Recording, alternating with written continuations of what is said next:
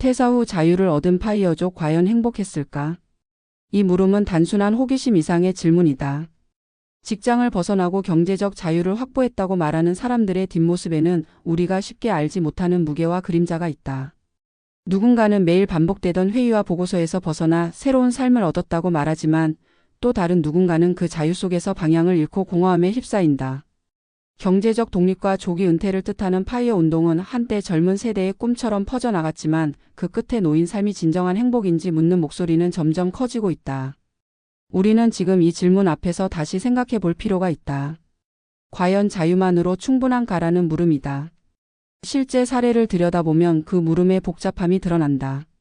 40대 초반에 대기업을 퇴사한 한 남성은 오랜 절약과 투자 끝에 금융자산으로 생활이 가능하다고 판단해 파이어족을 선언했다. 처음 몇 달은 모든 것이 꿈 같았다. 매일 아침 알람에 쫓기지 않고 여유롭게 일어나 커피를 내리고 책을 읽었다. 그러나 시간이 흐르면서 불안이 스며들었다. 회사라는 울타리와 직업적 정체성을 잃자 자신이 누구인지, 앞으로 무엇을 해야 하는지에 대한 질문이 떠올랐다. 사람들과의 관계도 달라졌다. 직장 동료와 자연스럽게 나누던 대화가 끊기자 사회적 고립감이 깊어졌다. 그는 결국 몇 년 만에 새로운 일을 찾았지만 그 과정에서 자유만으로는 행복을 지탱하기 어렵다는 사실을 깨달았다. 또 다른 사례는 조금 다르다. 한 여성은 30대 후반부터 파이어 운동을 목표로 삼았다. 생활을 줄이고 꾸준히 투자해 40대 중반에 회사를 떠났다. 그녀는 회사를 그만둔 뒤 작은 마을로 이주해 소박한 삶을 꾸렸다. 아침에는 산책을 하고 오후에는 글을 쓰거나 지역 도서관에서 자원봉사를 했다. 수입은 크지 않았지만 소비를 최소화하는 생활에 익숙했기에 불안은 크지 않았다. 무엇보다 자신이 하고 싶은 일을 자유롭게 선택할 수 있다는 점이 만족을 주었다. 그녀는 안정된 수입 대신 시간의 주인이 된 삶을 더 높게 평가했다. 이처럼 같은 파이어족이라도 누군가는 공허함 속에서 방황하고 또 다른 누군가는 삶의 의미를 찾아간다. 문제는 파이어족이 되기 위한 준비와 그것 이후의 삶의 설계가 결코 단순하지 않다는 점이다. 많은 이들이 돈이 일정 수준 이상 있으면 행복할 것이라 생각한다.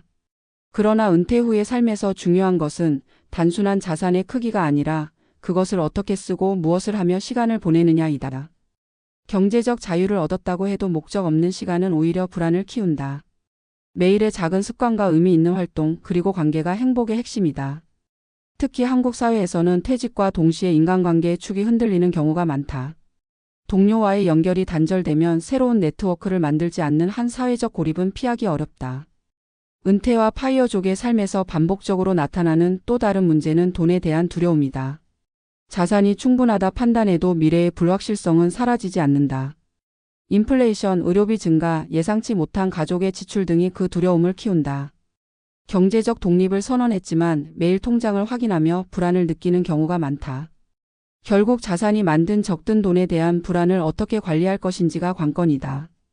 은퇴자들 사이에서 꾸준한 현금 흐름이 있는 연금이나 배당 수익을 중요하게 여기는 이유가 여기에 있다.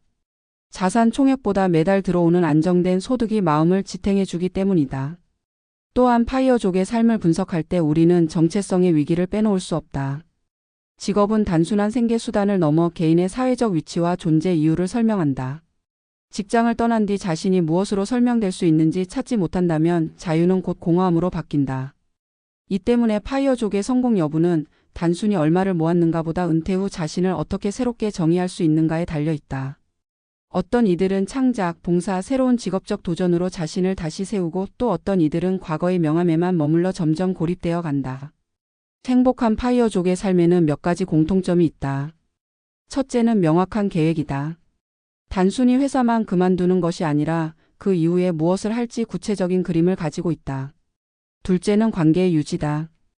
은퇴 후에도 친구, 가족, 지역, 사회와의 연결을 적극적으로 관리한다. 셋째는 삶의 의미를 주는 활동이다. 취미든 봉사든 창작이든 자신을 몰입하게 만드는 무언가가 있어야 한다.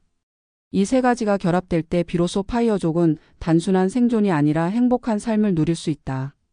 결국 파이어족의 행복은 돈을 얼마나 모았는가가 아니라 은퇴 후 어떤 삶을 설계했는가에서 갈린다. 경제적 자유는 분명 중요한 토대지만 그것만으로는 충분하지 않다. 삶의 의미, 관계의 깊이, 그리고 스스로의 정체성을 새롭게 찾는 과정이 반드시 필요하다. 퇴사 후 자유를 얻었다고 해서 곧바로 행복해지는 것은 아니다.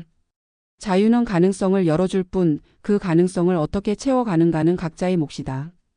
파이어족이라는 이름 뒤에 숨은 수많은 고민과 이야기는 우리에게 한 가지 사실을 일깨운다. 은퇴는 끝이 아니라 또 다른 시작이며 그 시작이 행복으로 이어지기 위해서는 철저한 준비와 자기 성찰이 필요하다는 점이다. 파이어족을 바라보는 사회의 시선은 양가적이다. 한쪽에서는 용기 있는 선택으로 칭송받지만 다른 쪽에서는 무모한 도전으로 평가되기도 한다. 중요한 것은 그 평가의 옳고 그름이 아니라 실제 그 길을 걸어간 사람들이 어떤 현실을 맞이하는가 하는 점이다. 행복을 기대하고 뛰어든 조기 은퇴의 삶은 기대만큼 달콤하지 않은 경우가 많으며 이는 준비의 깊이와 방향에 따라 전혀 다른 결과를 낳는다. 전문 칼럼의 시선에서 본다면 파이어족의 삶은 개인 재무 관리와 심리적 준비, 그리고 사회적 연결망이라는 세 가지 축에서 균형을 이루지 못할 때 반드시 한계에 부딪히게 된다. 우선 재무 관리의 관점에서 보면 파이어족의 출발점은 대체로 치밀하다. 극단적인 절약과 공격적인 투자를 통해 일정 자산을 확보하고 이를 기반으로 회사를 떠난다. 그러나 문제는 은퇴 후다. 직장에 다니던 시절에는 매월 월급이라는 확실한 현금 흐름이 있었지만 은퇴와 동시에 그 흐름은 끊기고 자산을 쪼개 쓰거나 불안정한 투자 수익에 의존하게 된다. 금융시장의 변동성은 늘 존재하며 예상치 못한 의료비나 가족 문제는 계획을 흔든다. 실제로 상당수 파이어족이 은퇴 이후 다시 소득 활동을 찾는 이유는 돈이 없어서라기보다 안정된 현금 흐름의 부재에서 오는 심리적 불안 때문이다. 돈을 모으는 것만큼 중요한 것은 은퇴 이후에도 지속적으로 들어오는 수익 구조를 설계하는 일이며 이것이 결여되면 자산이 아무리 많아도 불안에서 벗어나기 어렵다. 두 번째는 심리적 준비의 문제다. 많은 이들이 직장에서의 스트레스와 경쟁에서 벗어나면 행복이 찾아올 것이라 생각한다. 그러나 인간의 삶에서 일은 단순한 생계 수단을 넘어 자존감과 정체성의 중요한 원천이다. 직업을 통해 어떤 인정과 성취가 사라지면 자신이 사회에서 어떤 의미를 갖는지에 대한 의문이 밀려온다. 조기 은퇴 후 우울감을 호소하는 사례가 흔한 이유다. 결국 은퇴 후 행복을 유지하려면 돈보다 중요한 자기 정체성의 재구성이 필요하다. 새로운 목표와 역할을 스스로 만들어내지 못하면 자유는 금세 무의미한 시간이 되고 만다.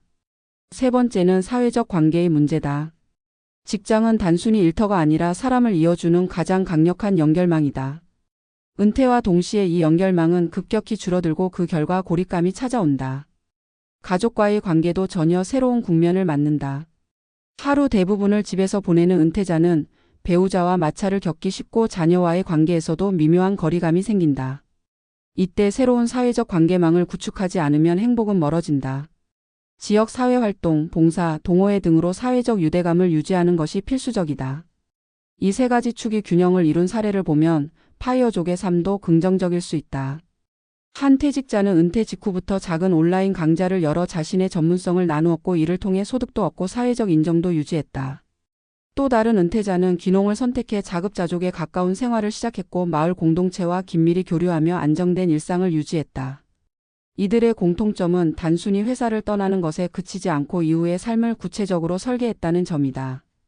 반대로 준비 없는 은퇴는 자유를 공허함으로 만든다.